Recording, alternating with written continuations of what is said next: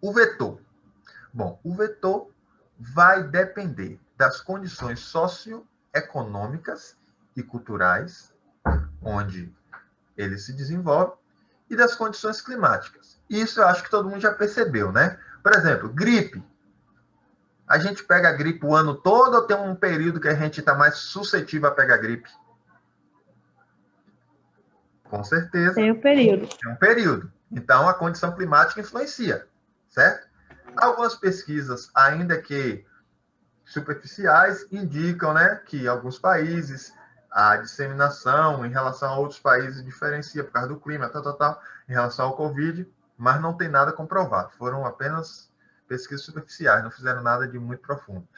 Eu acho que ele sofreu foi mutação. Chegou no Também, Brasil, lugar quente, ele se proliferou, principalmente no claro, Nordeste. como aí está dizendo, influencia, né? Influencia.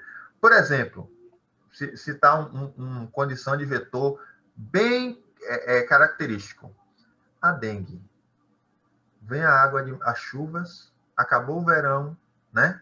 Aí a dengue chega, pesada. Por quê? Porque as chuvas de verão começam a acumular o calor, né? Também no final da primavera também que é agora, né?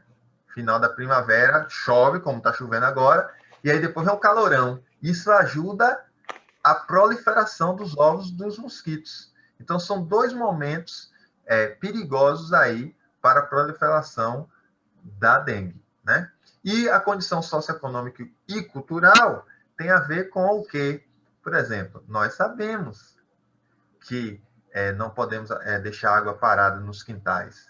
Mas, entretanto, nós temos que ser vigilantes, porque em nossa casa pode estar acontecendo, a gente tem que estar atento. Na casa do vizinho pode estar acontecendo, você pode sugerir que ele retire, né, essa lata que ele deixou, essa cerveja, essas coisas, né? Então, isso é um fator primordial, porque, por exemplo, se você mora em um lugar onde não tem saneamento básico, a chance de você pegar, por exemplo, giardia, amebíase, qualquer verminose é maior, porque a condição socioeconômica do lugar é pior, né? Se você lidar com pessoas com menor instrução, né? A cultura, estamos falando de cultura e desenvolvimento educacional, a chance dela se contaminar é. Ah, professor, isso eu discordo. Claro, em alguns casos, a gente que não, por exemplo, não tem muita informação educacional, educação formal, mas os pais ensinaram a lidar com aqueles agentes infecciosos. Aí a pessoa tem uma informação cultural boa, não precisa da educação formal para saber das possibilidades de pegar aquela doença, certo? Então, a informação cultural, a formação social influencia bastante nisso, né? Influencia mesmo. Porque a gente vê aí, coronavírus, o uso da máscara, gente, é uma condição cultural. Nós não tínhamos cultura de usar isso. No Japão, se a pessoa espirra, não é coronavírus, não, ela já usa máscara. Se ela gripou, se ela resfriou, ela já usa máscara. Porque ela quer evitar que passe para outras pessoas. É questão de cultura. Aqui não. Aqui as pessoas, principalmente nesse período, infelizmente, aí, né, da política, esqueceram essas regrinhas básicas, né, do combate ao coronavírus, né? Está acontecendo muito na cidade, não só em Itaúna, não, nas cidades em geral. E o meio ambiente é a relação simbiótica, né, entre dois seres vivos.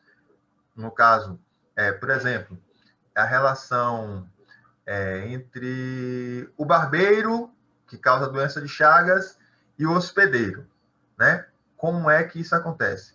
Num horário específico, né? Que ele vai lá picar a pessoa, geralmente a pessoa está dormindo, e a pessoa não vê, né? Só sente a picada, coça, espalha as fezes dele na ferida, e a pessoa pega, né?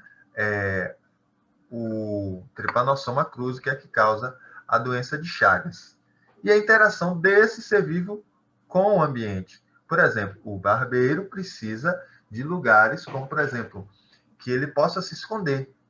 Geralmente, principalmente no Brasil, essa doença se difundiu quando muitas casas ainda eram de pau a pique, né?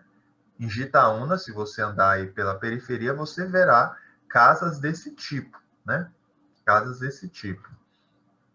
O pessoal que trabalha aí com as igrejas e que anda nas periferias, ou quem mora próximo, deve conhecer tudo isso, né? Quando eu trabalhava com a igreja, eu visitava casas que eram casas de pau a pique ainda. Então, a chance de ter um vetor de doença escondido nas paredes dessa casa é muito maior, né? É muito maior, né? E aí, claro, hoje em dia a coisa foi evoluindo, as casas são construídas de forma diferente, mas nem todo mundo tem condição, né? Porque a moradia é a segunda lei de todos, mas não é cumprida, né?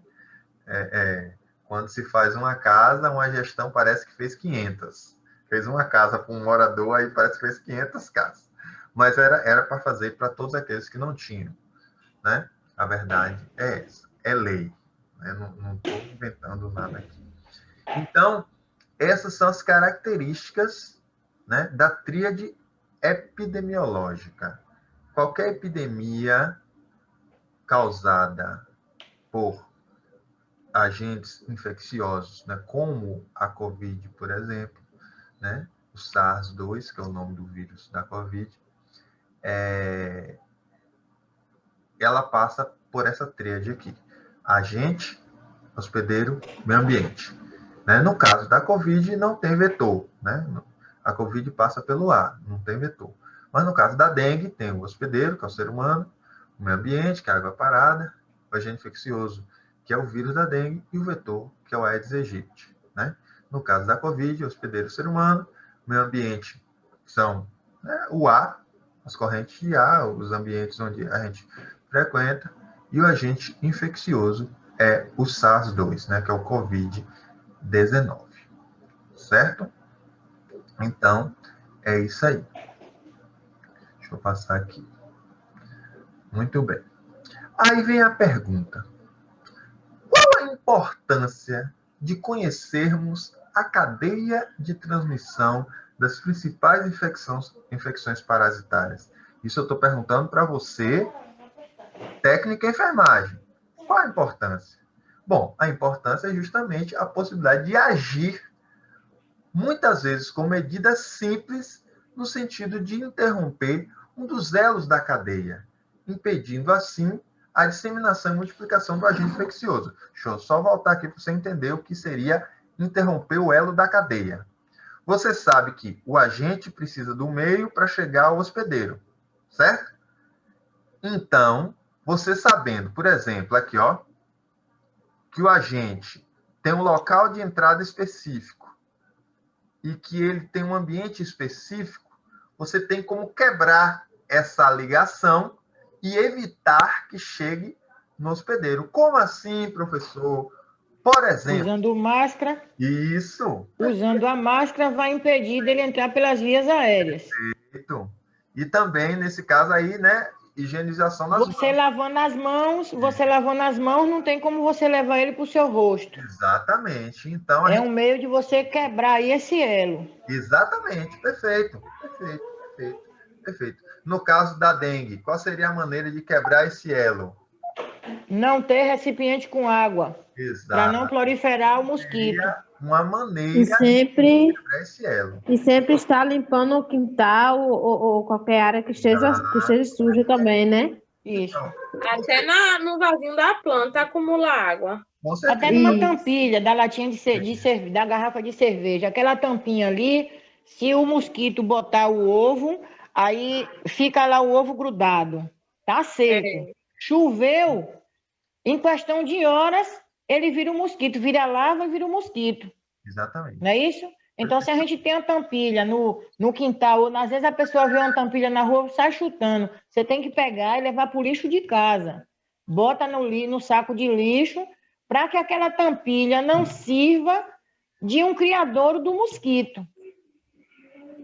Perfeitamente, isso mesmo. Então, essa é a questão, como vocês falaram, que é o uso de máscara, lavar as mãos, evitar o acúmulo de água, certo? Eu vou dar uma paradinha aqui para a gente mudar para outra aula que essa já está acabando o tempo. Ok? Ok. Então,